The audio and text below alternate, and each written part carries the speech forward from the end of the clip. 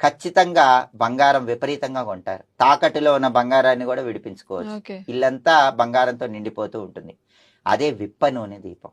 Okay. మనకు నూనెల్లో విప్ప నూనె అని ఉంటుంది. అవునవును. ఈ విప్ప నూనె కుబేరుడికి చాలా ఇష్టం. హ్మ్. లక్ష్మీదేవికి ఎంతో ప్రీతిపాత్రం. లక్ష్మీ కటాక్షం ఉండి కుబేరుడి అనుగ్రహం ఉంటే బంగారానికి లోటే ఉంది. అందువల్ల విప్ప నూనెతో దీపం వెలిగించాలి. ఎక్కడ వెలిగించాలి?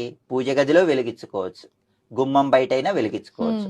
పూజ గదిలో రోజు నువ్వుల నూనెతో కానీ ఆవు నెయ్యితో కానీ దీపాలు వెలిగించుకుంటున్నారు అనుకోండి, అప్పుడు ఆడవాళ్ళు ఏం చేయాలంటే ప్రతిరోజు సాయంకాలం 5:15 నుంచి 5:45 మధ్య ప్రాంతం, ఇది చాలా పవర్ఫుల్ టైం. ఈ టైంలో గుమ్మానికి 2 వైపులా ప్రమిదల్లో విప్ప నూనె పోసి దీపాలు వెలిగించాలి.